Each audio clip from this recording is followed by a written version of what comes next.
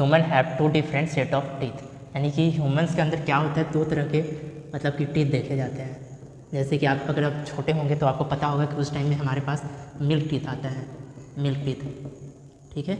और जैसे जैसे हम लोग बड़े होते हैं तो मिल्क टीथ सारा हट जाता है और उसके बाद जो परमानेंट टीथ आता है, परमानेंट टीथ, ठीक है, ये होता है। तो इसमें क्या कह रहा है कि जो ह्यूमंस होते हैं उनके पास मतलब कि 2 टाइप के सेट पाए जाते हैं टीथ का ड्यूरिंग देयर लाइफ टाइम, पूरे उनके जीवन अवधि में। सो दिस टाइप ऑफ डेंटिशियन, इस तरह के जो दांत आते हैं उन्हें हम क्या बोलते हैं, डाइफायोडोन, यानी कि इस कंडीशन को हम लोग डाइफायोडोन बोल सकते हैं, यानी कि द्विबार दंती, यानी कि द्विबार दंती, ठीक है। पूरे लाइफ टाइम में 2 बार टीथ आता है। ये चीज़ बहुत ही इंपॉर्टेंट चीज़ है और आपको एज इट इज़ MCQ में पूछा जा सकता है। नेक्स्ट पॉइंट क्या है, ह्यूमन हैव हेट्रोडोंट डेंटिशियन, मतलब कि ह्यूमंस के अंदर क्या देखा जाता है कि हेट्रोडोंट, ये जो होता है हेट्रोडोंट कंडीशन देखा जाता है, condition.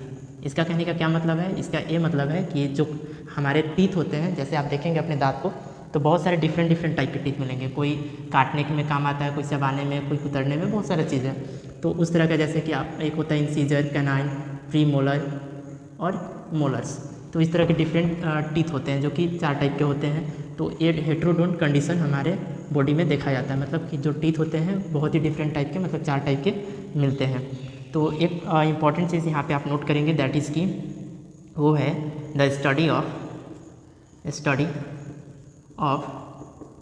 Teeth is called odontology, ठीक है, ये इंपॉर्टेंट चीज़ है। अब जहाँ कहीं भी अगर ये जो लॉजी आता है, यहाँ देखो मैं यहाँ लिख देता हूँ, लॉजी आता है, इसका मतलब क्या होता है, लोगस, ठीक है, इसका विच मीन्स टू स्टडी, यानी कि अध्ययन करना, ठीक है, ये होता है। कहीं भी आ जाए बायो में आपका कहीं भी अगर लॉजी टर्म आता है तो उसका मतलब ये होता है अध्ययन करना, ठीक है। तो ये चीज़ है, ओडोंटोलॉजी आप लोग याद रखेंगे। अब यहाँ पे हम लोग टीथ का जो स्ट्रक्चर देखेंगे कि टीथ का स्ट्रक्चर किस तरह का होता है। तो जो स्ट्रक्चर आप देख रहे हैं कि एक टीथ का स्ट्रक्चर है, तो इसमें क्या है कि ऊपर वाला जो पार्ट होता है ये क्या होता है, जो वाइट दिखता है आपको, इनेमल होता है, क्या होता है, hardest substance in our body, मतलब सबसे ज़्यादा हार्डेस्ट सब्सटेंस होता है हमारे बॉडी में पाया जाता है। तो इसको ध्यान में रखेंगे, ये भी एज इट इज़ आपके MCQ में आ सकता है।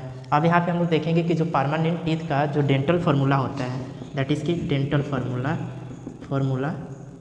वो क्या होता है।